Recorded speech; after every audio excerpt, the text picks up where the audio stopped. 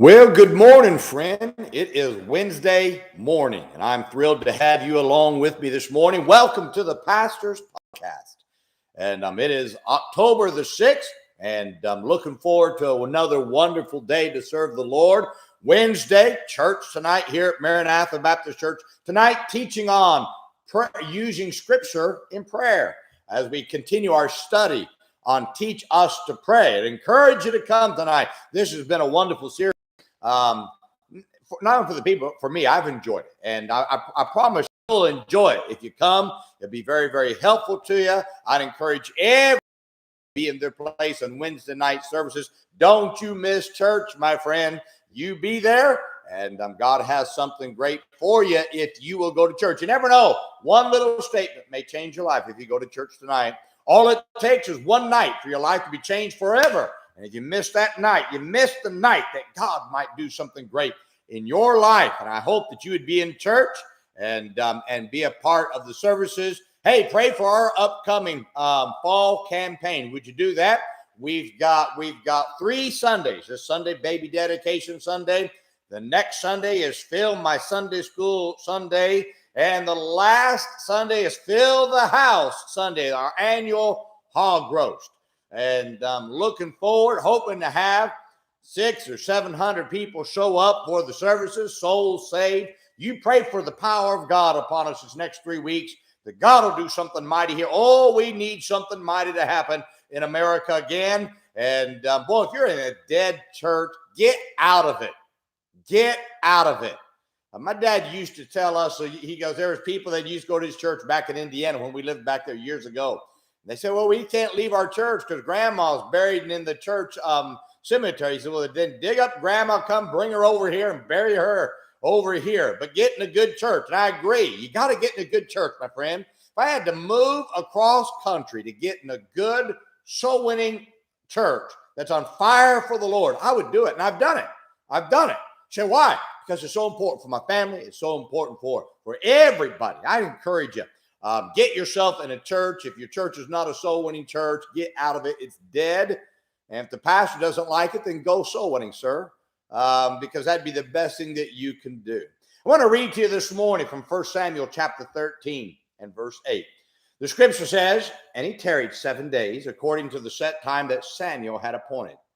But Samuel came not to Gilgal, and the people were scattered from him. Punctuality tells a lot about your character. I'm always amazed how many people don't think that punctuality is essential. It is very essential. Throughout my years in the ministry, I've watched people come struggling into church 10, 15, even 30 minutes after the services have started.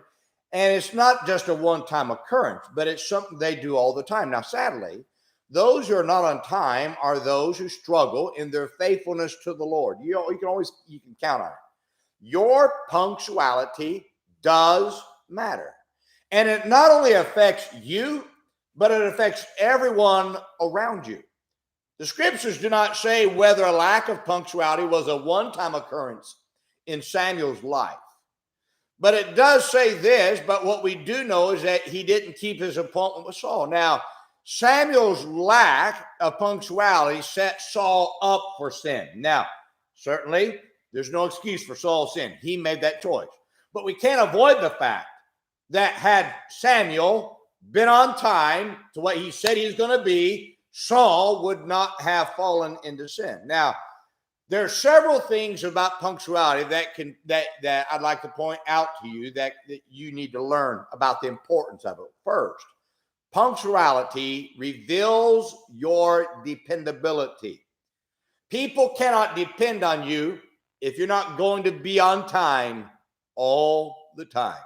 There are people in my ministry that I'll be honest with you, I want to use them, but I can't. You know why? I can't depend on them being punctual to any event. They're always late. They're hit and miss, up and down. I can't depend. I'd love to use them, but I can't.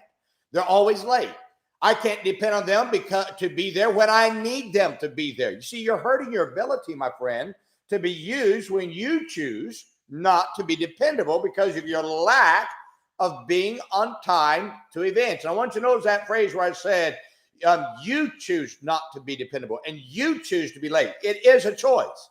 You can always get ready earlier. You can always determine to be there earlier. Second, a lack of punctuality reveals your self-centeredness because you are making the event about you by showing up late.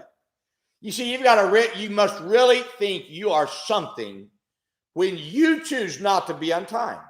It's selfish not to be punctual because you're wasting the time of everybody else that could use that time to get more important tasks done.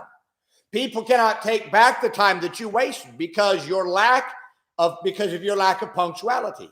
Your lack of punctuality makes you no better than a thief because you're stealing somebody else's time that they can't recover. Don't be so self-centered and wasting others' time by not being on time. Everybody needs to be on time. 1 minute late, you stole 60 seconds from somebody. No excuse. Everybody should be on time. Now, third, punctuality reveals your ability to keep your word. When you're late, you're showing that your word cannot be trusted. You agreed to the time that you're supposed to be at some place or event, or to be late is to break your word. You may not be lying, but you are a liar when you don't show up on the time to an event or an appointment that you agreed to attend. If you don't want people to doubt your trustworthiness of your word, then be on time for everything. Punctuality, listen to this statement. Punctuality is a snapshot of your ability to keep your word. Fourth, punctuality shows what you think is important. If you thought something was important, you'd be there on time. If I said to be at a certain place on time, I want to give you $1,000 if you're there on time, you'd be there. If I said to be at a certain, you would put everything aside. I got to get that 1,000. I want to be there on time for that. In fact, you'd probably make sure that you were there early. Now, can I tell you this? If church is essential, and by the way, it is, then be on time for church. Walking in 5 minutes late. Listen, why is it that the same people walk in late all the time? It's a lack of character. It's a fact that they think, well, that first song isn't important. If it's not important, let's do it at the first song. You see, it is important. Punctuality has nothing to do with someone's race, where someone lives, their country they grew up in, their family, or whatever. Has everything to do with their character.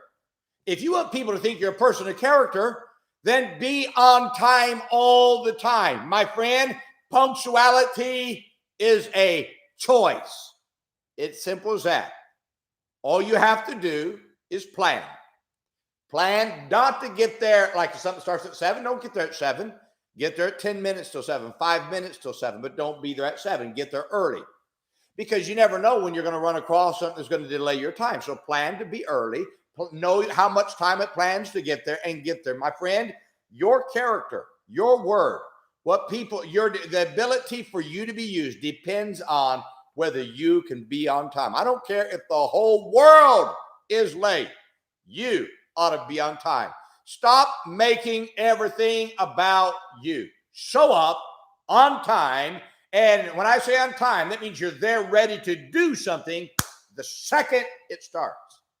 If it's not important, then let's not start at that time. I think of church. Church is important. Everything with church is important. That's why you need to be there on time.